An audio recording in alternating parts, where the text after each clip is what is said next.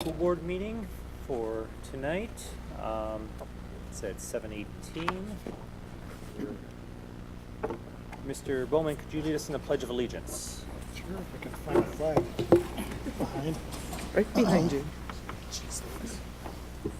The flag of the United States of America and to the republic for which it stands, one nation, under God, indivisible, with liberty and justice for all.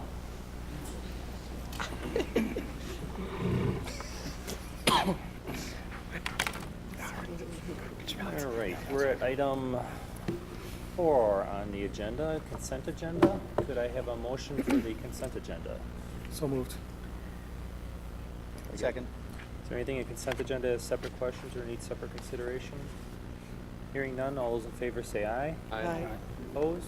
Passes unanimously. Item 5, student representation. Do you have a student represent tonight?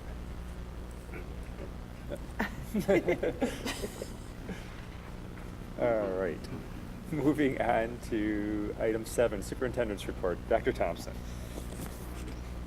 All right, first I'd like to announce that Brett Hyde was elected at the end of last week as the president of the WASB for the calendar year of 2019. So congratulations, Brett, and thank you for your service.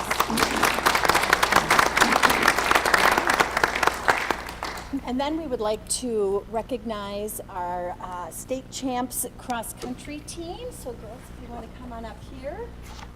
We are in the front.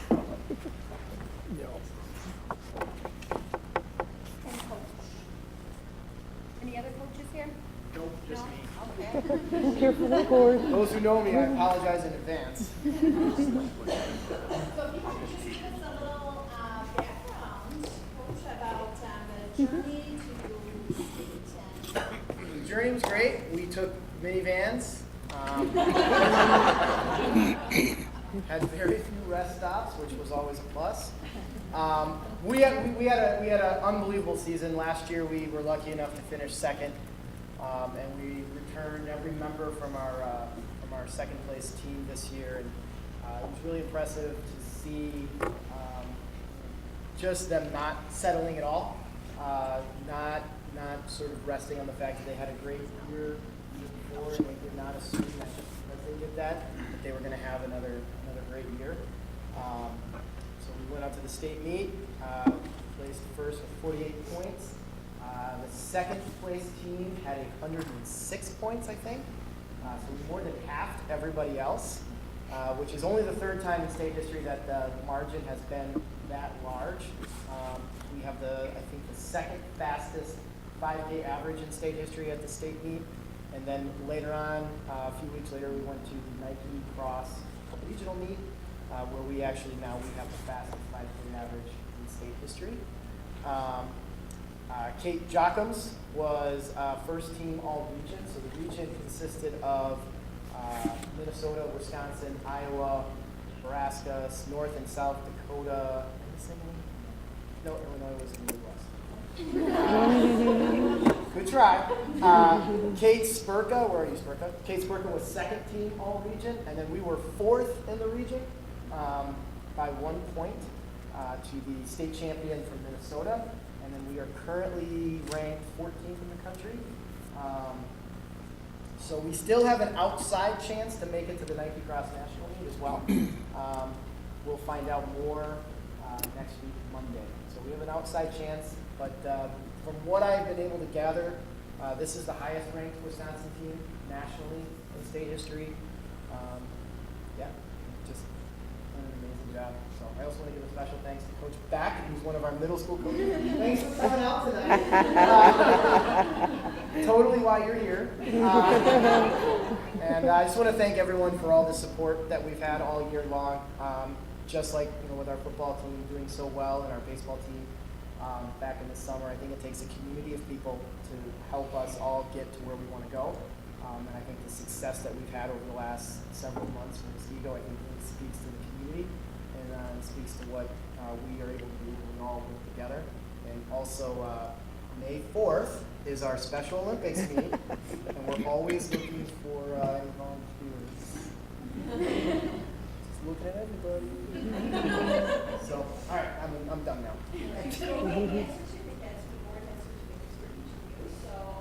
I'll read one and I'll read the name, and then after that, I'll just tell you.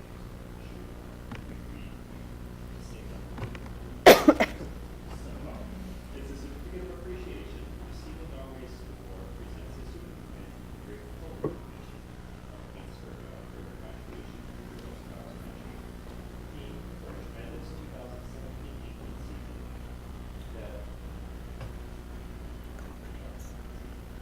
That culminated in the exceptional honor of her team winning the WIA Girls Cross Country Championship for the State High School. The Muskegon Norway School Board commends Kate for her perseverance, team spirit, and commitment to excellence in sport and girls cross country that have brought honor to herself, family, and her Muskegon Norway School. The Muskegon Norway School Board wishes Kate success in her future education and career endeavors and applying to the state by many possibilities. Thank you.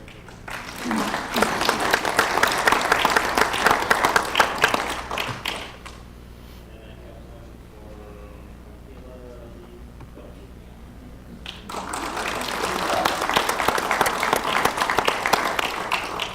Brittany Helm.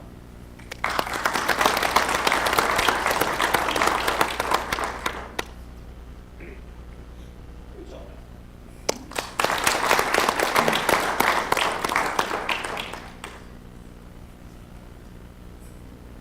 Kate Jackins.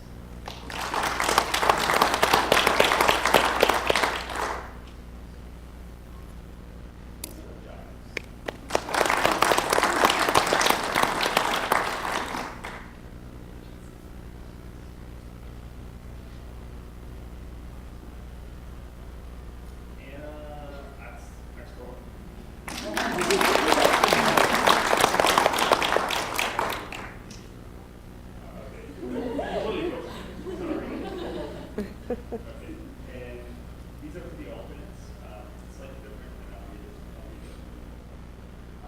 Certificate of appreciation from the Muskegon Norway School Board. The Muskegon Norway School Board presents a certificate of grateful recognition to Alyssa Schneider for her skills in sport and cross country that qualified her as an alternate for the 2018 WIA Girls Cross Country Competition. The Muskegon Norway School Board commends Alyssa for her sportsmanship, team spirit, and that she displayed as an alternate in support of her team winning the 2018 Girls Cross Country State Championship for Muskegon High School. The Muskegon Norway School Board wishes Alyssa success in her future education and career endeavors.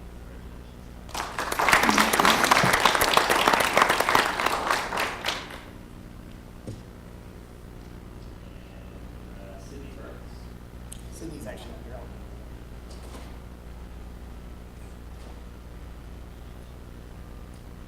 Andy Archer.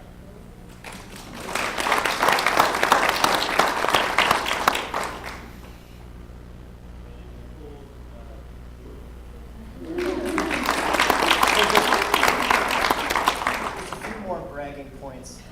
One of the reasons why I wanted the alternates here as well is because they would have been a top 5 runner on every team at the state meet, including the second place team, which was on Alaska. Every runner in our top 5. So how cross country works, for those of you guys who don't know, is they score your first 5 finishers, and it's like golf. Lowest score wins. So if you get first, you get 1 point. Second is 2 points.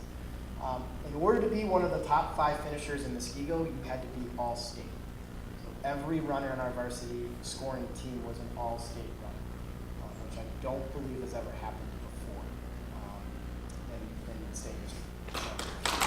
And then one last thing, our only senior, Kate Jockham, she has been here 4 years in a row, and she actually has been to 4 state cross-country meets, and she has 5 medals.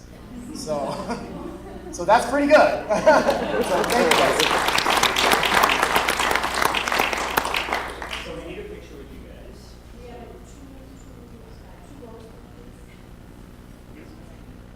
Kneel down on something, or just squat down.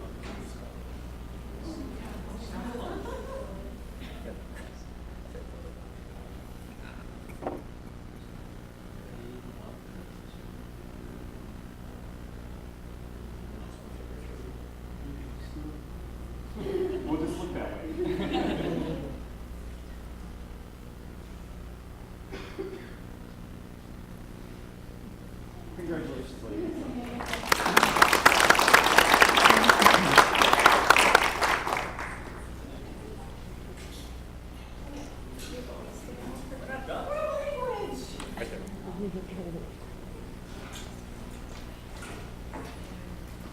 We are excited to also recognize our World Language Department, if you want to come on up.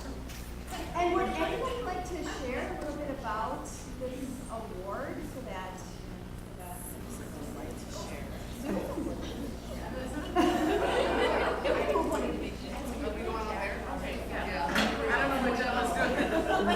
She's stuck in her jacket. I'll start and then you guys can chime in. So we want the document for the award to give language department of the state. I think it's a testament to the hard work and heart and soul that these ladies put into our instruction every day. They're like family. Really, I love these ladies. They're awesome. So, I mean, the application for the award is rather extensive. They ask about our philosophy, they ask about pedagogy, they ask about what we do every day. They alignment, article alignment. We had to solicit comments from colleagues, from former students, Parents, administration. yeah, so it's quite extensive.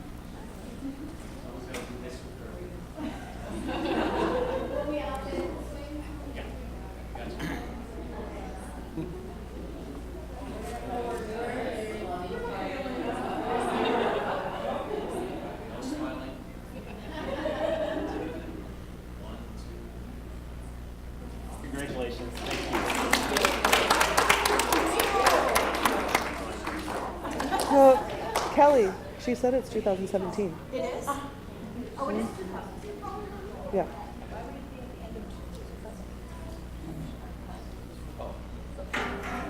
Oh, well, we'll check.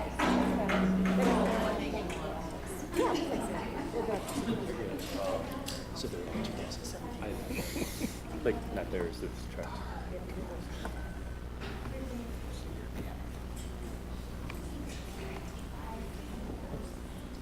I didn't notice that one. Oh, it is too? Great. Oh boy. So as we say farewell to our guests at Lake Denoon, administration and teachers are here to provide an annual report to the board. So thanks, Linda. Take it away. Okay.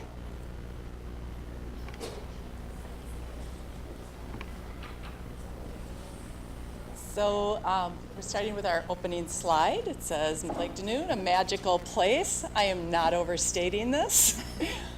It is magical. Middle school, well, weren't my favorite parenting years. I love spending it with everyone else's middle school age kids. They are awesome. They're enthusiastic. They're curious. They're up. They're down. They come to us as elementary students and they leave us as high school students. It is a magical place. So we just recently were able to share the accountability report card scores. Last year we were significantly exceeds, as you can see by the chart on the board. And we were again this year, and we even went up 0.8 of a point, which is very exciting because we're already doing a great job. And you may have heard of continuous improvement. It's what we believe here at Lake Denoon as well. And the reasons for the continuous improvement, there's some things that grew, and why we were able to gain even more in the report card was having to do with the math achievement was higher than previous years. Also, the math growth was higher. And in addition, the ELA closing the gaps, and that would mean different groups, subgroups that maybe are less advantaged. They're growing, and the gap is closing between those and other kids who have more advantages in their life. So we're feeling like we're making great strides in that way, and that's part of the scoring of this and how we happen to gain. Also, you can see that, again, going over the years, as we track for 3 years, the percent of students who are proficient continues to grow. And we're not satisfied with that yet. There's still more to be done because, as you know, our mission, every student, learning, growing, succeeding. So we're on a journey, and we're headed in the right direction.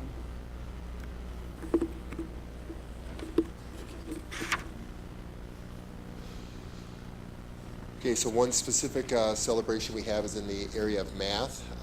In Waukesha County, in our 5th and 6th grade, we ranked first in the number of the highest percentage of advanced proficient students in Waukesha County in the area of math. So that's 5th and 6th grade. If you look at the whole 5 through 8, in those other grades, if you crunch the numbers, we were 3 students short of being overall the best middle school performance in math in Waukesha County this past year. So great, kudos and to all the hard work that go to our math teachers, our math department. We have a great teaching and learning coach who works with them, who's representing today. Mrs. Pam Quirk is here. So that is something we're exceedingly proud of. Another highlights in terms of celebrations with our parent survey and our student survey. Our parent survey the last year, all the areas went up, every single one went up to some degree. And of those 25 items on that survey, 22 were at an all-time high for the 3 or 4 years, however long it's been that we've been given that survey. Student survey, our highest points are the first year we've had this item, my learning is important at school. My teacher, and then the other 2 items that ranked higher is what my teacher challenges me to think, and my teacher cares about me. So we're using that feedback, that positive feedback, to know what's working well for us. But as Linda said, we continue to grow. And one of those areas of growth is looking at getting our 8th grade students high school, college, career, community ready. And we have an 8th grade teacher here who's going to tell you a little bit about our AVID elective for our 8th grade students. And when I look at those items, as far as learning being important and challenging students to think and caring about students, I think of no other person. I think of many other people, but she's the one here. All right, Brittany Itzikowski is going to talk about AVID. So. I don't know how to work a clicker. Okay. So my job is, besides being a literacy teacher full-time, is to get my 8th graders as ready for high school as possible. But what I've found is that it's hard to do in just a normal classroom. So I was so excited when I was given the opportunity to teach the AVID elective. I got trained this summer in Colorado. It was amazing. And I have the best group of 11 kids ever. And I'm so glad it's such a small group because we've really been able to create that AVID family-like mentality. So again, my goal is to get them ready for high school one day at a time. And that's the mentality that we preach in 8th grade, is we're just taking it one day at a time. As Linda had said at the beginning, they're middle schoolers, so they need some time. So here's my AVID family. My home away from home. So I wanted to explain what we do in AVID based on the WICR acronym. W standing for writing, I for inquiry, C for collaboration, O for organization, and R for reading. So I started with an example of the kind of notes that we take in AVID. I've actually instilled this into all of my students. It's called focused note taking. It's a huge undertaking at the high school. They call it Cornell. We call it focused. It's all the same thing. It's using the best strategies that are proven to help students keep information, retain information over time. So I've started instilling that in all of my students, but more specifically with my AVID students. And as you guys can see, their note taking has gone from 0 to 100 in just a quarter. And we use our notes daily. We come back to our notes daily, and it's really fun to look at. They love it. I never thought that kids would actually tell me they enjoy taking notes. So that's been awesome. And inquiring on the best ways to manage our time, that's kind of what we spent the most time doing during quarter one, is figuring out how do we manage our time as 13 and 14 years old. As you can see, we created a project where they had to take a 24-hour time period and break it up by what does their day look like. And what I was surprised about, I guess, and not surprised at the same time, was how much time they're actually not able to spend on homework. Just looking at Ariana's example, she has 3-hour swim practices every night. So it was a great conversation for us to be able to have. Where do you fit in time to do homework, to sleep, to eat? So these are great conversations that need to be had, because before they can really grow with me, they have to understand that I appreciate what happens outside of school for them, so I can use that when getting to know them better, and then talking about note-taking strategies and things like that. And then there's an example of a planner. We use our planners. I'm very open to both paper planners and online planners, phone planners, anything that's going to work for them, but their planners need to be extensive, as you know. If they're not writing things down, they will forget. For collaborating, we do this on a daily basis, whether it's through games, team building. The bottom picture, it's a little hard to see, but we actually just had the opportunity to go to WCTC and do a tour, and so there was a lot of collaboration happening there as well. Like I said earlier, these students really are like a family. In fact, today we had our very first Thanksgiving dinner together. It was quite beautiful with candelabras and everything. But one of the things, we had to go around and say what we were thankful for, and one of the students said he's thankful for his AVID family. And it was completely unprompted. It almost made me cry. It was very sweet, and that's exactly what I've been going for this entire time. So, organization is huge in AVID. So we have binders. The binders are not very sturdy. Some students have gone through 3 already, but we do our best. They're very organized, because one thing that these students struggled with, and a reason they were put into AVID to begin with, was organization. So we have them broken down into tabs. They know exactly where all of their information is. They take that binder to every class. Every teacher's been very awesome about them bringing a huge 4-inch binder. But it's been very useful, and the kids have really tried hard to keep it organized. We even have a little test where I'll hold it upside down, and if anything falls out, they get knocked a point for not having it organized. So it's been really fun for them to do that with each other as well. Lastly, are our reading strategies, obviously critically important. When we went to WCTC, they had the students do a Holland Code test, which was really awesome to have the kids be able to use a college strategy to figure out their interests, but to be able to read through it, comprehend it, and really figure out who are they as people, as they obviously keep in the back of their mind what they want their future careers to be, or at least just start thinking about what am I good at. And there were some things that were surprises for some kids. One student was, I think investigation was her biggest interest. And so everyone's thinking she's going to become a detective now. So it's very exciting for the kids to have these dreams.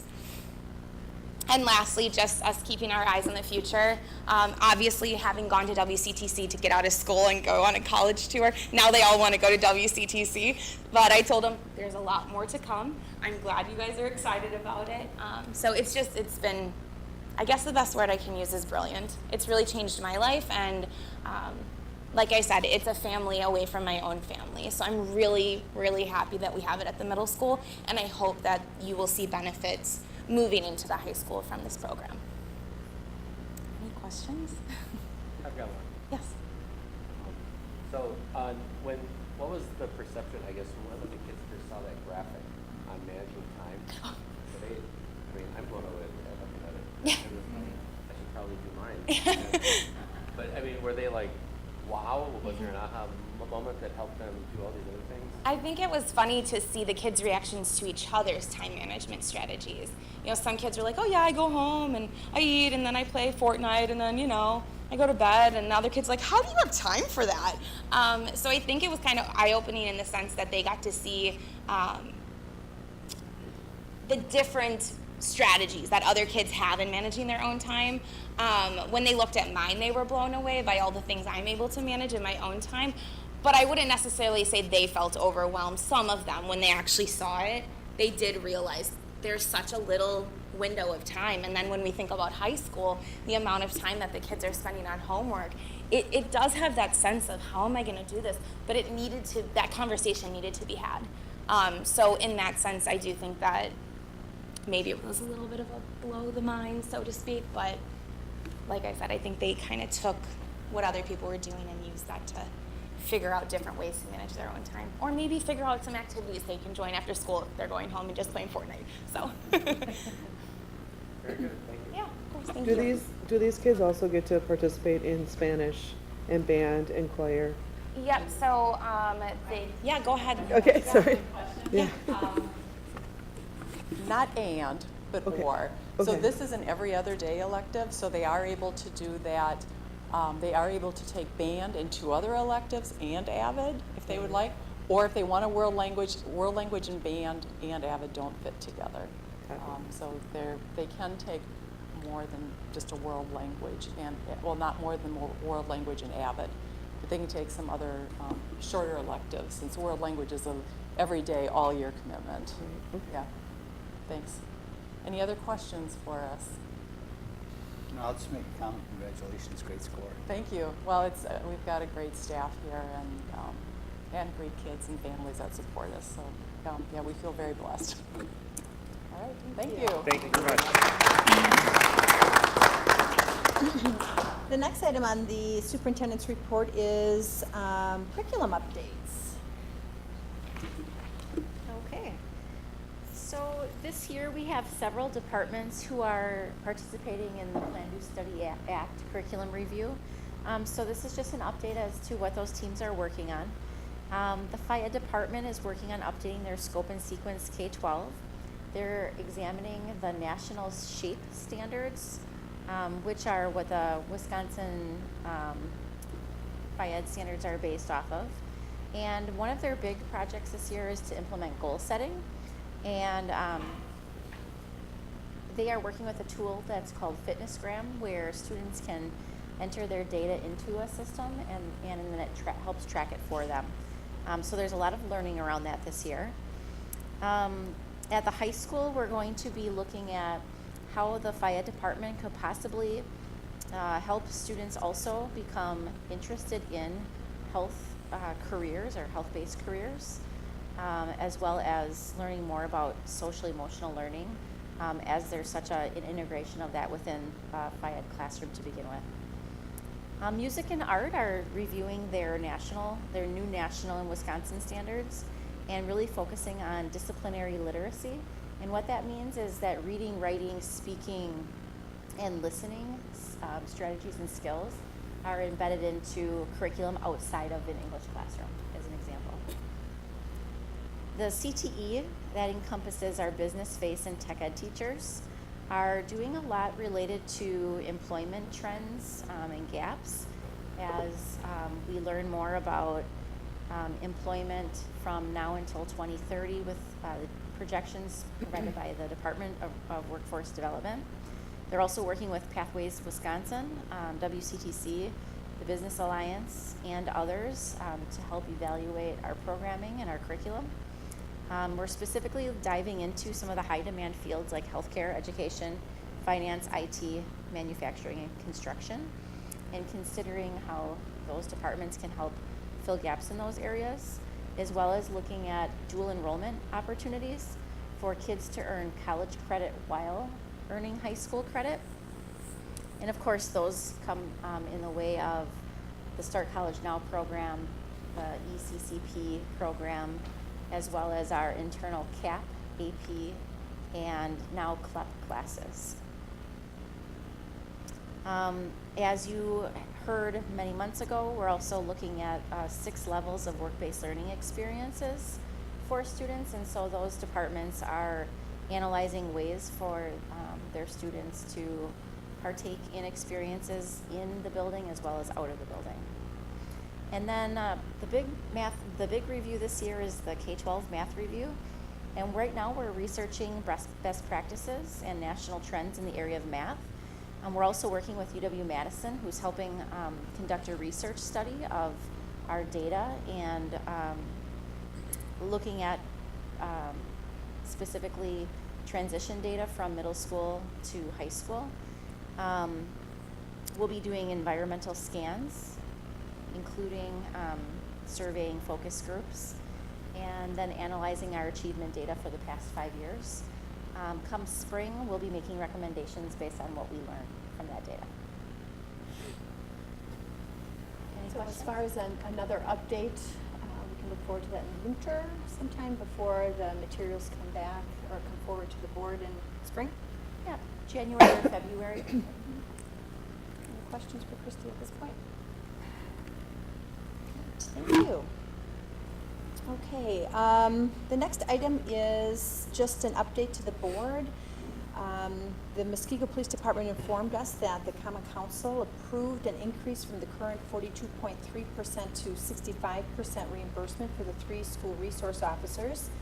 This increase begins next school year, and the impact will be considered through the budget impact will be considered through the 2019-20 budget process, which actually begins in December. So we'll be considering what that increase will look like for us as a system and kind of work through it as we work through our zero-based budgeting process. But wanted to let the board know where we were at and if there were any questions. So 42.3% is what we're currently paying? Correct. It's going up to 65. Correct. They determined 65% was what the actual cost was to have the officers in school. So essentially, they're in the school 65% of their contracted time, and so they want us to serve that or pay for those days essentially. And that starts next year. Correct. So it start this school year or the next school year or the Next calendar school year? year. So they Next budget. school. So when they did their budget, they have it for the normal, the first half of their budget. So if you might recall that we typically let the police department know in April. We actually moved it to August, but courtesy-wise, in April, if we were going to reduce from 3 to 2 or 1 or whatever. So as soon as we know, they would want to know that also, obviously. Jason. Do they give us a detailed breakdown of how they got to the 60%? It's literally the days. The number of days they're here versus 365. So they're paid for 365 days. Oh, I They're see. with us 200, whatever, 180, whatever. And we also did a review of what other districts were doing around us, and 65% was about median. So the difference is we have 3, and most districts our size don't hire 3. So we have just more service system. Any other questions? No, I'll make a comment though. I mean, it just looks like another, and I've said this both to the police department and Kelly in the past, policing is a duty that the police department's responsible, or the city's responsible for, regardless if it's in our schools or in the community, and they're shifting their cost over to us for it. And if they don't see value of having police officers in our schools, I question why they have them here to start with. But I can tell you that there's no way they could argue that they don't get a substantial value from a policing standpoint by having those officers here. But they're supplementing their budget once again with ours. Well, I think we're gonna have to take a hard look at whether we continue 3 liaisons or not. I feel though that the school district's getting a huge benefit for having those 3 people here because they're in doing multiple other things that aren't city related. Well, the So- downside of that is we don't get to tell them, that's negotiated, and it's a strict contract of what they can and can't do, and it's kind of a fighting with them to get them to do those things. So if we're paying 100%, why is there any negotiation on it? But we're only paying for the days that they're in, so it's No, when they're 65%. here, but we don't get to dictate what they do when they're here. If we're paying their costs, they're our employees, so I mean, there's other alternatives we could look at. Right, but I think what they're doing is what we would expect them to do, correct? No, Was there something not else that you always. wanted to add to that? Not always. So we are working through the expectations and being more firm, if you will, on having those expectations be completed in a timely fashion. So there's a bit of a struggle with that. Any other comments or anything? All right, the next item is the safety grant update. So Act 143 made the grant funds available to school districts. In the first round, we were awarded $33,659. The second round, we were awarded $269,445. So what we wrote the grant for was installing safety glass in all of our schools, upgrading the analog cameras to IP at several of our schools, installing additional cameras at the high school, Bay Lane Elementary, and Lakeview, replacing the public address systems at Bay Lane Elementary and Muskego High School, purchasing portable metal detector wands, and then also some freestanding metal detectors just more of a portable also. So work is in progress with the goal of being completed by spring break. So, and the administrative content includes some camera views demonstrating the clarity between our newer system and our analog cameras. So we can take a peek at. Just one thing, before Sure. the portable metal detectors or the freestanding metal detectors are deployed, the school board should probably have some Policy. Yeah, that and be in agreement as to at what point in time they're used.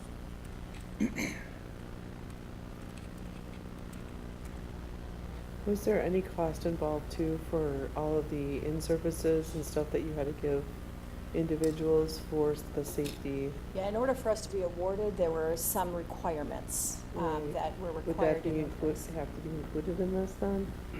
No, we pretty much had to say we were going to comply with all of those requirements, and then they would award us the Got funds. it.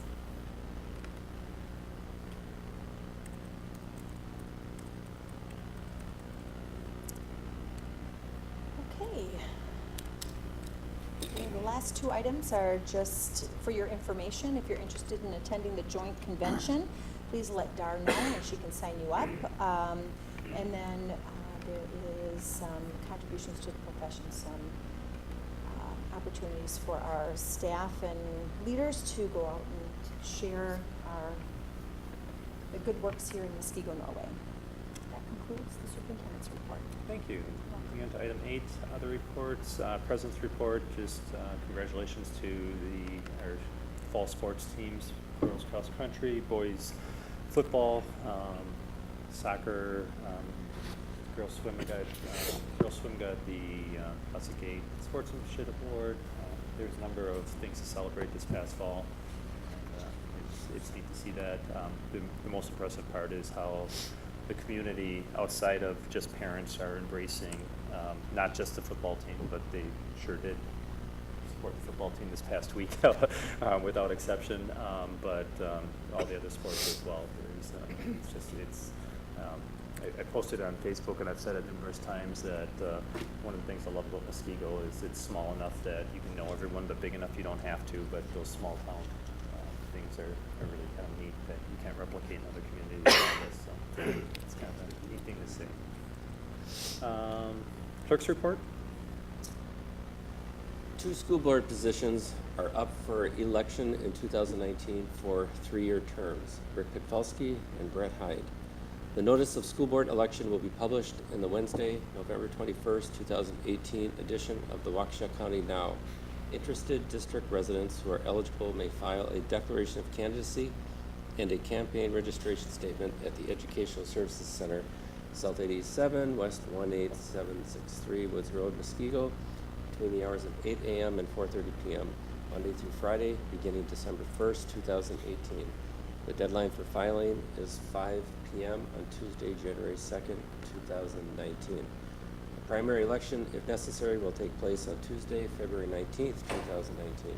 The spring election will take place on Tuesday, April 2nd, 2019. If an incumbent is not running for re-election, a written declaration of non-candidacy should be provided at the Educational Services Center no later than 5 p.m. on Friday, December 21st, 2018. If an incumbent is not a candidate and fails to file this notification, the deadline for filing declarations of candidacy is extended for other candidates to 5 p.m. on Friday, January 4th, 2019.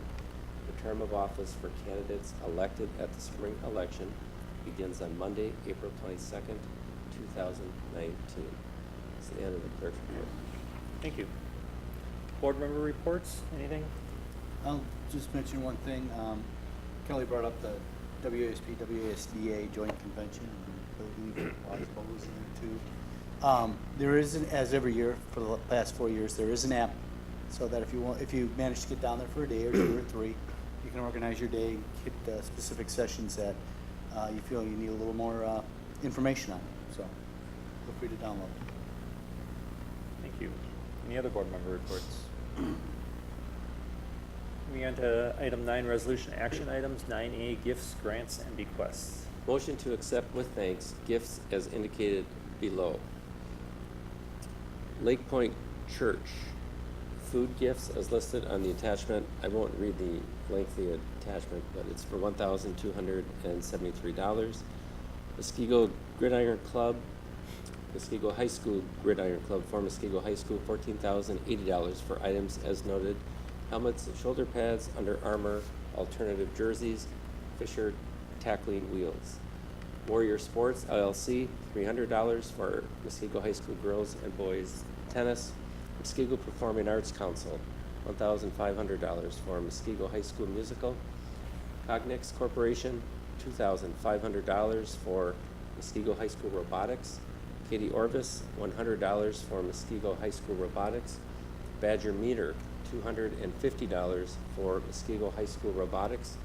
Muskego Diggs volleyball boosters, $500 toward purchase of a new Classic 8 banners for the Salentine Gymnasium at Muskego High School. Muskego Girls Basketball Association, $1,100 toward Huddle Sport Package renewal. Ludinda Udilich, undisclosed amount, 3 hot beverage urns for Muskego High School Stadium concession stand. Ice Cream, U-Scream, Icy Cream LLC, $85 for Muskego High School Band. So moved. Second. Discussion? All right. Hearing none, all those in favor say aye. Aye. Opposed? Thank you. Thank you. All right, moving on to 10 discussion items. 10A, 2019-20 budget placeholder, I assume. Nothing started yet.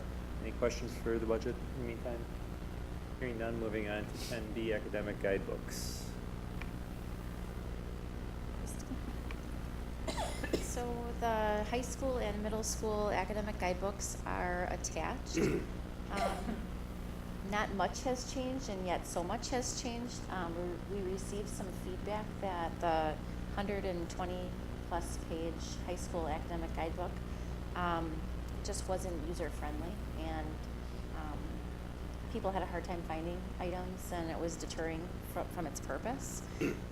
So we did what we could to provide hyperlinks within the document that linked out information that was already accessible on the website someplace else.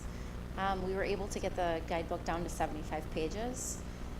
We also added graphics to help make it more aesthetically pleasing. And we also removed the 16 career pathways and are creating an alternative document that will be attached. I'll talk through that in a minute. Really, the content that changed was the new and modified courses and or the name changes to courses have been added or updated. The college level examination program, also known as CLEP, that went through the CPC this fall, has been added, and you'll note that 4 business classes align with CLEP classes. So students would be able to take CLEP exams for those classes to earn potential credit. Those icons have been added to those business classes. And then the district's vision and values have been revised to reflect our new strategic plan. At the middle level, really it was all aesthetics that was changed, no content whatsoever. Just the vision and values being updated graphics, and then clubs and activities were revised to reflect our current state. The one item that we removed altogether from the academic guidebook, but we will be relinking, is the 16 career clusters. Formerly, it was a very large chart that listed the 16 career clusters and then courses that are affiliated with those clusters. Within, you'll see an attachment called 16 cluster sample. This is just one of the 16 clusters. It's called government and public administration. And it really delineates what that cluster is and the recommended courses that we offer in our high school.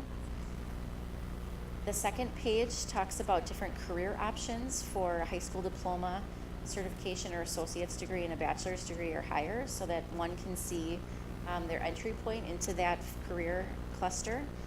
And then in the lower left corner would be additional programming or clubs that we offer, or co-curriculars that might be of interest that are related. So we'll be building out 15 more of these, and then creating a career cluster handbook that will be part of the academic guidebook. Any questions? So will these also include the skill-based type careers too? So if you're, I can't recall all 16 of them, but if you're doing automotive, or if you're doing, is there those included in these? The 16 career clusters are the clusters that are recognized nationally, and they do encompass all career segments. I hope to have the accompaniment at the next board meeting with all clusters identified.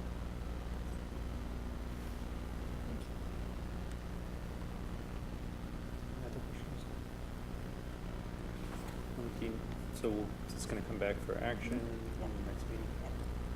All right, moving on to item 10C, 2019-20 calendar. Jeff, is that you? Yep. So So before we get into talking a little bit about some of the details of the front calendar, perhaps we can walk through some of the things that were attached and talk a little bit more about those. You can see those listed in the packet. The very first one is a parent calendar survey. So with that particular survey, that's something that we send out to our parents and to our staff. There's a staff survey one also every 2 years, and really it allows us to keep a pulse on where our parents are at with things that they deem as being priorities. So just a couple of things to note on the parent survey that helps really guide some of the work of the team. Number one, parents continue to have a strong interest to have that Wednesday off prior to Thanksgiving. So when we take a look at the calendars, the draft calendars, there's two.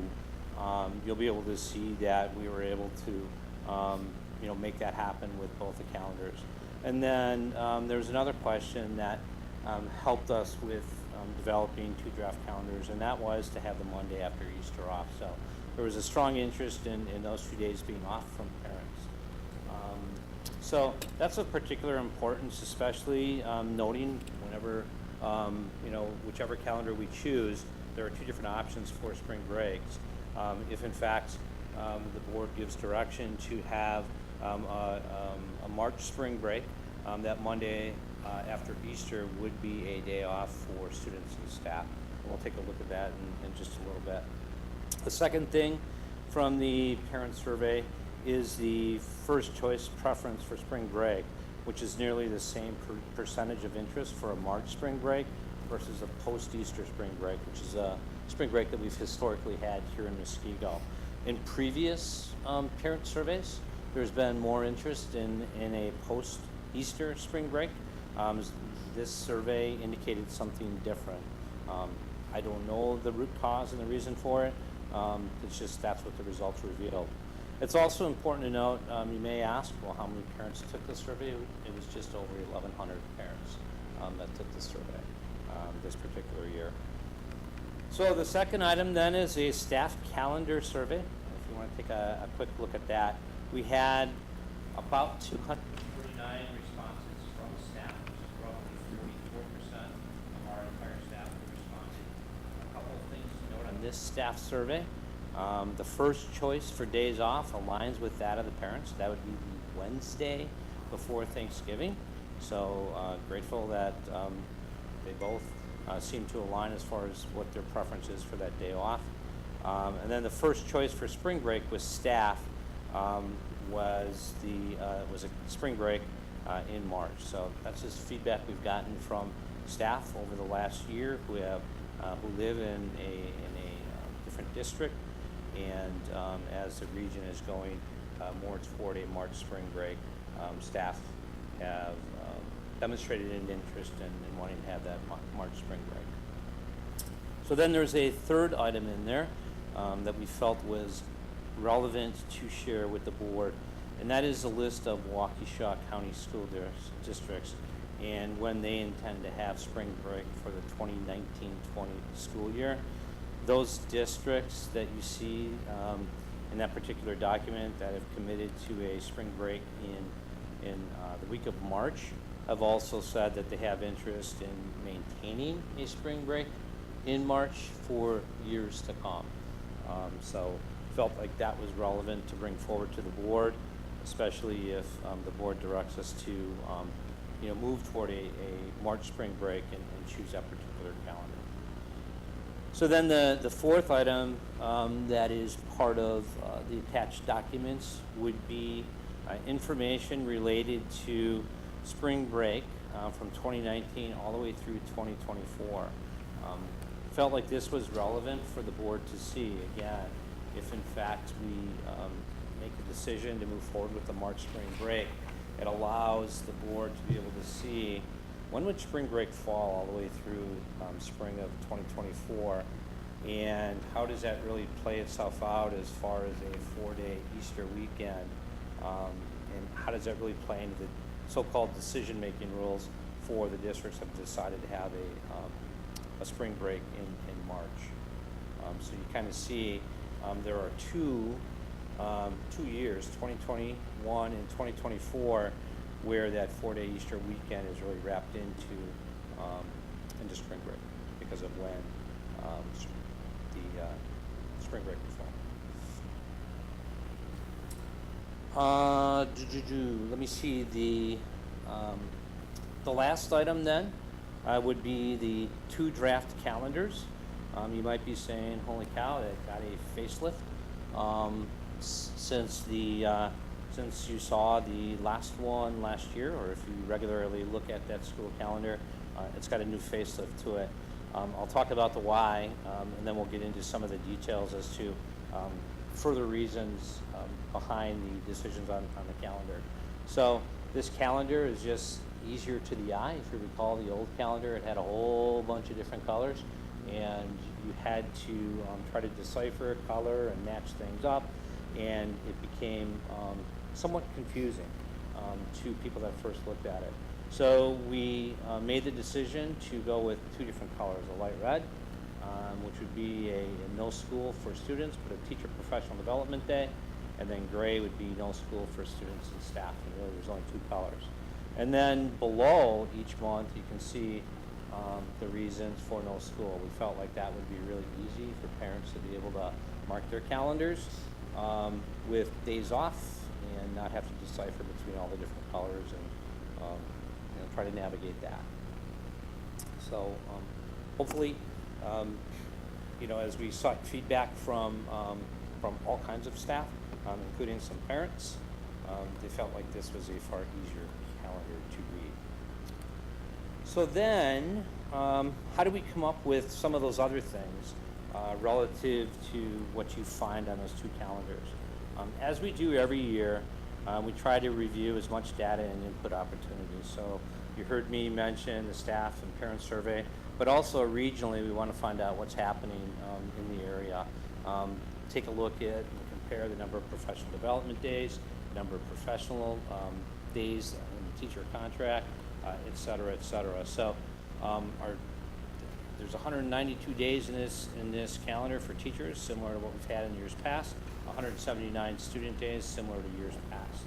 We have a start date of September 3rd, a winter break from December 23rd to January 1st. Spring break, again, we designed 2 different calendars. One that has the one connected to Easter, which is historically where Muskegon, Norway has fallen, and then a common regional spring break in March. But then there would be a 4-day weekend that really wraps Easter, so Good Friday off, and then the Monday after Easter, which we would take perhaps as a travel day for staff and families. We tried to preserve full professional development days. That was noted in the parent survey that they would prefer, if there are days off, have them be full days rather than early release or half days. That really allows us to do some of our most important work, which is have meaningful work around data cycles, goal setting, eye on the goal work, and then timely professional development. We have professional development days on Fridays and Mondays, as you'll see. That just extends weekends. We got feedback last year when we developed the calendar for this year that was something that that families valued, so that they could take an extended break on a 4-day weekend. There is flexibility still in our scheduling of conferences from school to school. We have 2 built-in inclement days, inclement weather days, into this particular calendar. So even with those 2 inclement weather days, if school were to be canceled next school year for 2 days, we would still have the required number of hours of DPI mandates we have at every level. And then we have the last student day of being June 11th, and then graduation on June 14th. Homecoming, September 27th. And then I remember a couple years ago we had conversation about making sure that we didn't have professional development days the week of the ACT, so we ensured that didn't happen. The ACT falls on March 3rd and 4th. One of the things that we've talked about several times at the board meeting would be the minutes in the school day. That was something that the group continued to look at and talk about, just to provide an update. It's something that we want to continue to study. We We had a parent listening session on November 6th, and we continue to get input from families and from staff about that time and how that time can be used, and feel like right now, we want to continue the conversation rather than make a decision without having a complete plan as to how that time will be used. The high school, though, is interested in extending kind of an opportunity for an advisement period. So the high school administration will be working within the minutes that they currently have in the day to be able to kind of grow some of the opportunities that they've taken advantage of this year. This year they've carved out 5 days for ACP, academic career planning, and they would like to pilot at least a couple days a week next school year with an advisement period. And Mr. Irvine has said that he can do that within the minutes that they currently have at the high school without adding that time. So again, we want to continue that conversation and continue to garner input around minutes to the day before we really infuse that into the calendar. All right. And then the last thing that we considered, when do the co-curricular competitions occur, especially at the end of the year? If you recall, last year we changed graduation because of the state track meet. This year, for next year, we're proposing graduation be on June 14th, a Sunday, and that's because the girls softball state tournament is on that Saturday.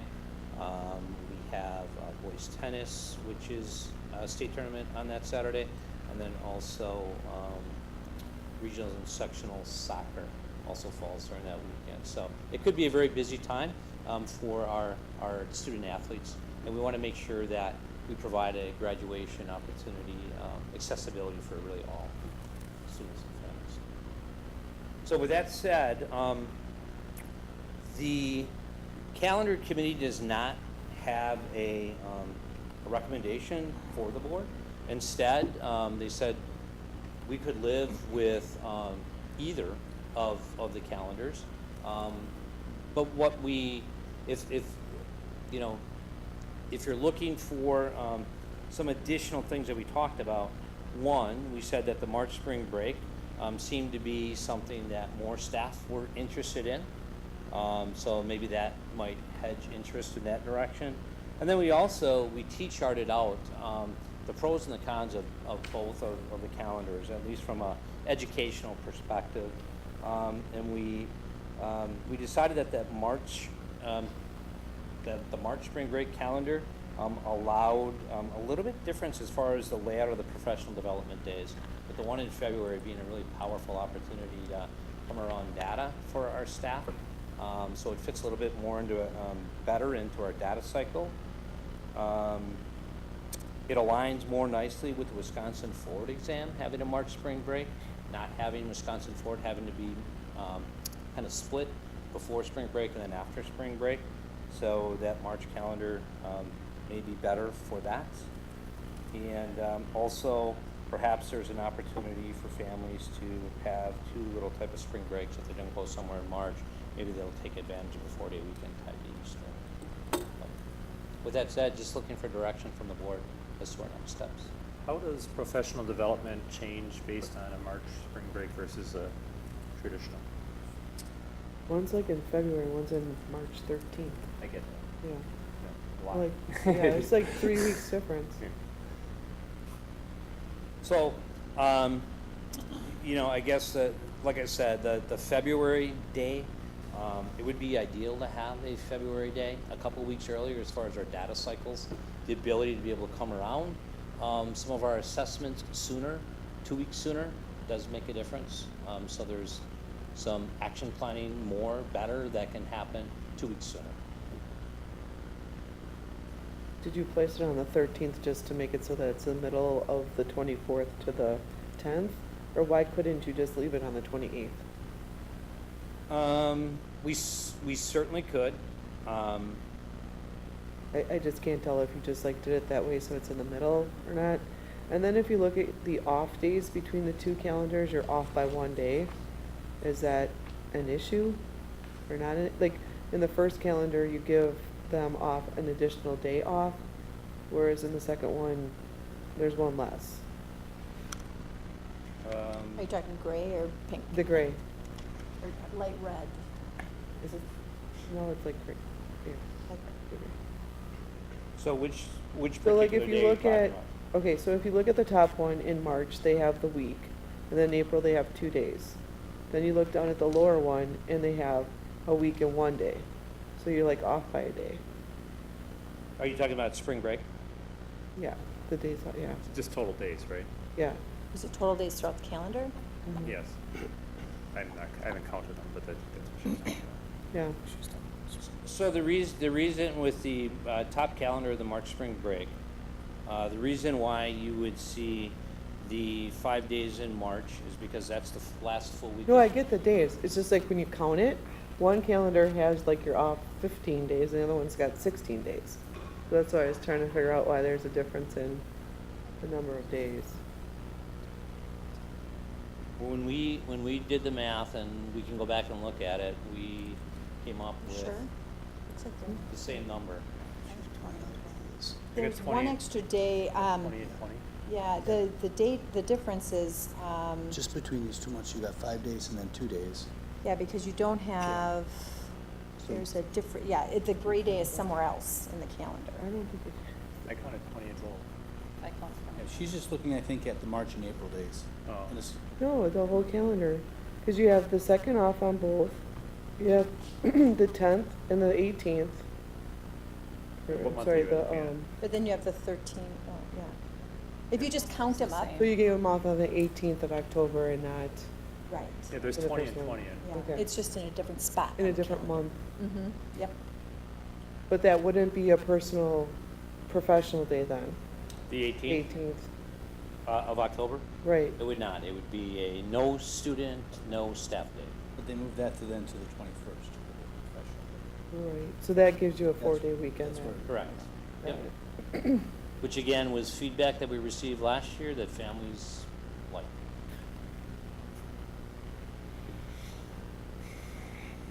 So, Jeff, so thank you for putting this together, by the way. I like how this is kind of an infographic approach. So, and I don't really have guidance for you other than I need time to digest this because a few things that just go through my mind and I need to kind of look at these numbers more. But so we roughly had what, like 12 to 14% response rate from the district as far as the parents go. I would guess based on 5,000 families. Okay. And I'm looking at, I just don't, I see the numbers here. I don't see a really driver to move the spring break from the parent perspective at all, from first or second choice. Unless just looking at the numbers in the aggregate, if you don't get your first choice, you want to get your second choice, and they're pretty much saying, no, we want to keep the same thing, and we would be fine keeping the same thing. And staff is even somewhat that way too, if you look at the first and second choice, right? So I guess that's one observation I'm just trying to understand. And then the, because I mean, I like all the professional development days. I think that's been pretty consistent where everybody wants those one day and nobody likes those early release days. So I guess I'm trying to understand the need to, where the data shows to move the spring break from where it is now. That's what I'm trying to find out. And other than maybe there's this AP or Wisconsin Port exam, which could be moved at the drop of a hat when a new administration takes over. We don't ever know what if that's going to move or not. So, and that's not, I just don't see that as a defining reason solely to move a spring break. So that's just the data that I'm seeing here. So I really don't have any guidance unless there's something more that you want to show to move it. Yeah, I don't. Yeah. The only thing that I would say is last year when we developed the calendar, I didn't get any calls from any parents saying, thank you for keeping spring break when you typically have had it. I did receive phone calls from parents who are teachers in other districts who'd said, is there anything you can do to have spring break move to March? And I think we knew that the staff was, there were. No, those are parents in our. Right, Yeah. and we've had that, yeah, I think we realized that, and that was, that may have been the impetus of, researching all this, but, yeah, I'm just trying to say, though, I'm not, from the parent and the stakeholders here, overall, whether you're a parent and a teacher or not, is there data here that says, hey, we gotta move spring break? I mean, are you seeing it? Besides teacher? Yeah, First besides choice, no. strictly staff, yeah, okay. And not that that's not a reason either, it's just if we did that, I would be much more comfortable certainly doing that to accommodate our staff. However, I'd certainly want more than 12% of our parents and our stakeholders in the district responding, I guess. And I don't know how you do that, right? Because you send out surveys. I know it's not for lack of an effort, right? You're sending surveys out all the time. So I guess that's kind of where I am on the guidance, I guess, if that helps you. Did you say we had 500 or 1,000? We had over 1,100. 1,100? Yeah. The last time we gave the survey, it was 600 families, 600 responses, so this almost doubled it. We were actually excited. Yeah, I mean, even though it seems low in percentage-wise, Chris, which surveys are always hard. Oh, sir, if They you just- get I over get it. 10%, I mean, that's good. It's for a surveys. struggle, right? But then you make the choice, and then, and then you end up, wow, maybe I should have thought of some other way, right? I mean, we have referendums on that too. That just anyway. I mean, I'm just my thoughts, I guess. I'm not. I need to digest this more. If the board wants to report on it, I guess. But. Can I just add one comment? I know that some of the other area directors who have March spring breaks had commented that the April spring break is so close to AP testing, which is the first week in March. Those dates are set nationally by AP College Board, and that's not something that's a local or regional decision. And as long as I've been in education, it's always been the first week in March, or in May, excuse me. So that's just one food for thought. One comment I had heard from another director in a district that had a March spring break. Maybe we could work on a Catholic church of changing Easter. Well, Find the where the I'm 40 just days curious if starts, you ever right? thought about putting it on your Facebook page. Because, man, I mean, the social media aspect of it, you would get tons of people's opinions. Yeah, usually from the wrong people. Well, I mean, it's another thought. It's another thought that people are into their social media rather than surveys. What I see when you look at this question from the parent perspective, and you have it almost 50-50 of their first choice being one half in March, half around Easter, and you look at what they put down for their second choice, and by far, again, it's falling around Easter as those parents' second choice. And then the second choice would be the week after Easter. I mean, historically, this board's been pretty consistent on wanting it where it's at, and I understand staff's been pretty consistent on wanting it to where they're proposing. It's just, I know what the community wants.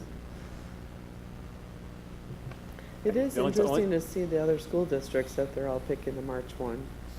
Your listing that you gave us where it says Arrowhead, and I mean, it is.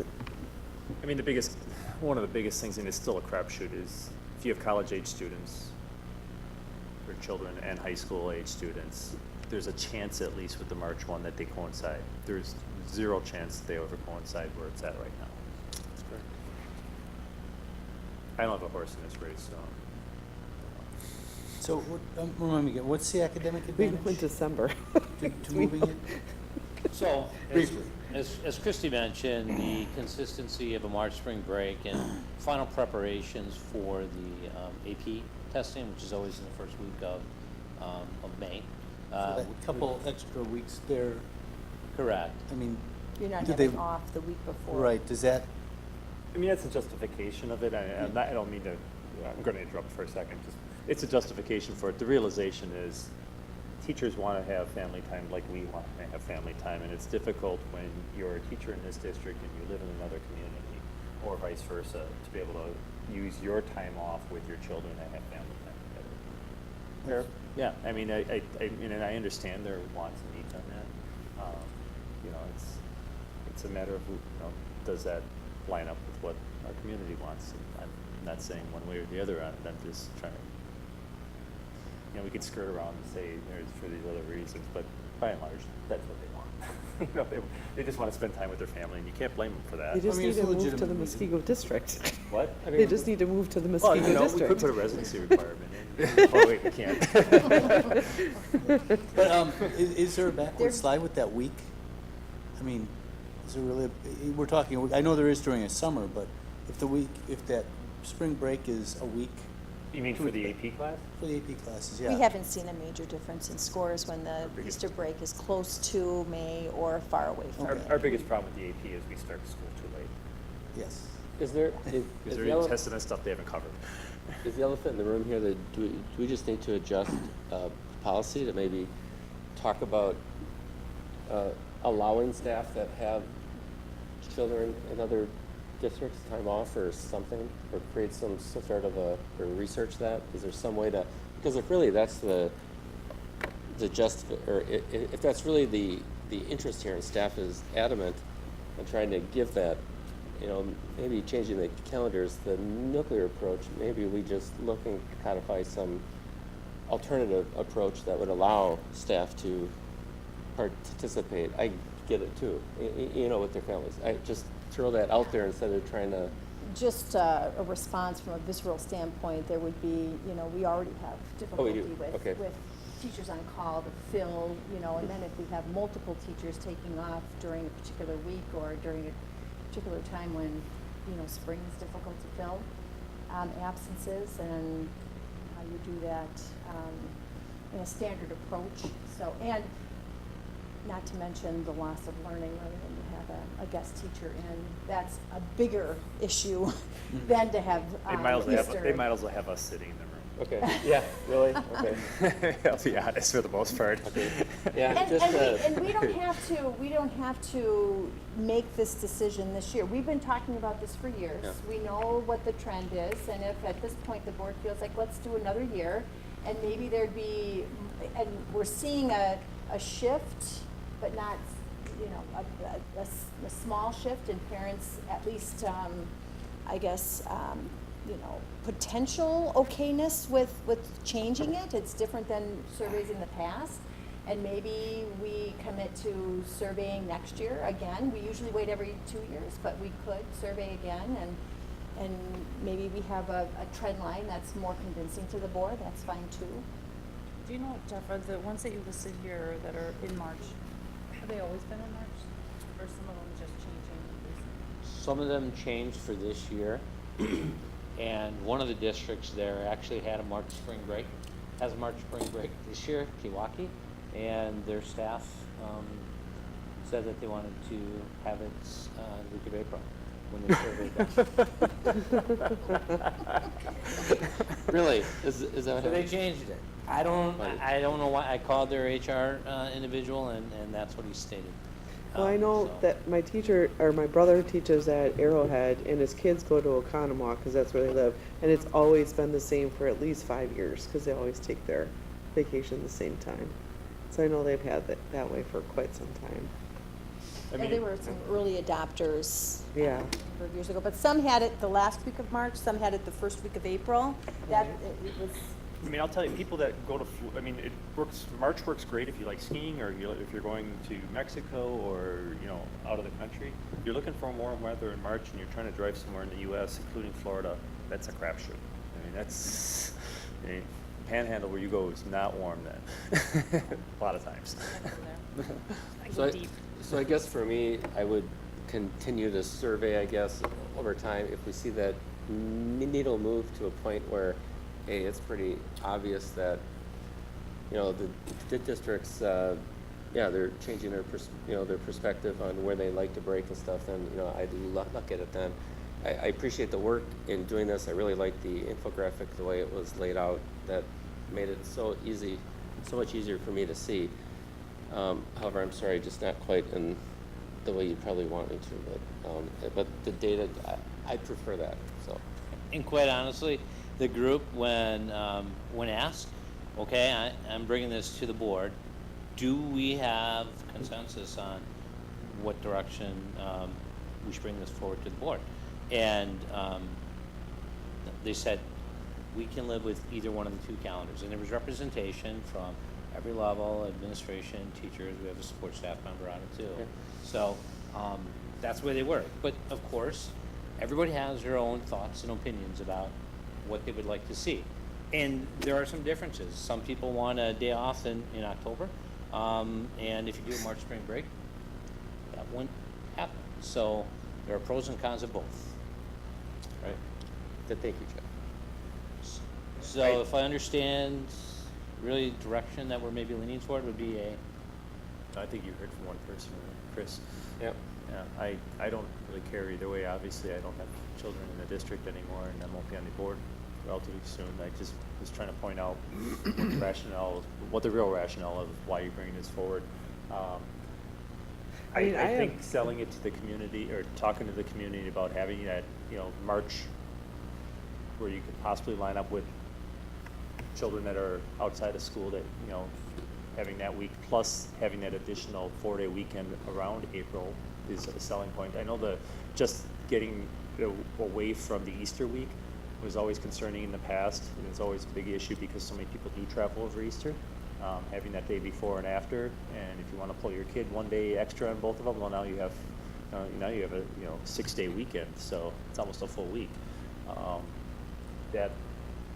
think there's a lot of reasons that you could go that way. I think the board needs to look at if you ever get to the point where your committee or staff is really they want this, to let the board know that, because we are trying to be not only a district of choice for students, we're trying to be a district of choice for employees and everything else. So I think, if that's truly the reason, don't dance around that part. Just say it. I mean, a good board's going to listen to that. So. I mean, I have to say, two in college, 2 in high school, plus I teach for Marquette and UWM. So my spring break never coincides with anything. You have to work with something taking off a different time. And I get the PPL or the time off thing too, because usually there's only a allotted amount to give out, and you have to go with, I don't know, seniority or first input and stuff. So I just don't know how it ever would really meet the needs of everybody. I don't know. Just think it's Well, that we're certain impossible. you'll never get. It'll be No, impossible. you'll never get, but I mean, Yeah. just gotta weigh everything and signal with it. So, all I think if you heard of today is from one board member. So, I mean, if you want to bring it back and have people make a decision, unless everyone else wants to weigh in now, go for it. Your thoughts? Well, We'll I'm want that kind of torn adjusted because for I agree with Rick. A lot of the community, even those who don't have kids in the district, think that for some that it should be on Easter weekend, and it will be tough to really convince the community as a whole that might be a way to go. So it's tough. And right now, the parent survey, it's pretty much split right down the middle. So I guess right now I can't see a good reason to move it. But Chris had a great suggestion, just monitoring for the next couple of years to see if there's any movement towards that direction. In fact, in 2021, we're going to have pretty close to spring break being on Easter weekend, the last week of March. That might be a good indication if parents like that better.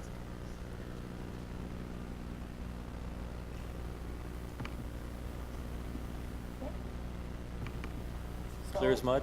Yeah, we'll bring back both calendars next time, and we'll see. We have a second board meeting in December, so if the board can't make a decision on December 3rd, we still have a board meeting for next December. But this decision on what? Which calendar are you going with? As far as the calendar.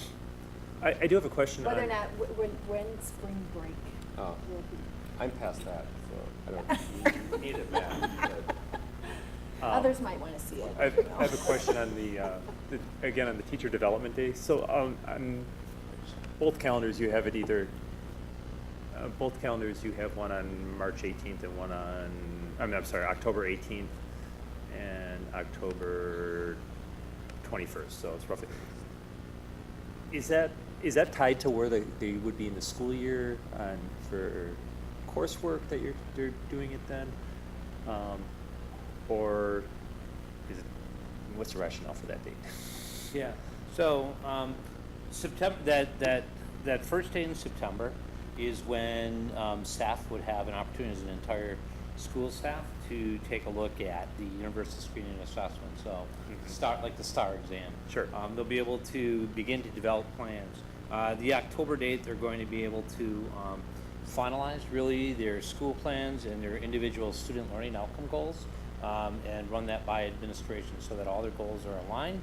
And they can really have a year-long plan that is going to take shape.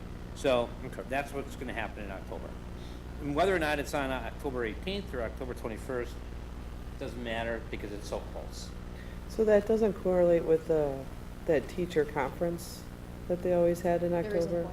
There isn't one anymore? No. I always thought it was, it always, I always thought that it went with that. It used to, yeah. It used to. That was Yeah, awesome. we used to have 2 days. Weather was hot. Weather conference. Yeah, right. Great to But achieve. teachers' convention, Right. that went out with that time. It did. All right. Anything else on this? All right. Moving on. Information follow-up. You have monthly financials and some personnel memorandum there. Any requests for information following up for the next meeting or in the future? Hearing none. Can I get a motion to adjourn? So moved. Second. All right. All those in favor say aye. Aye. Opposed? We're adjourned at 8:46.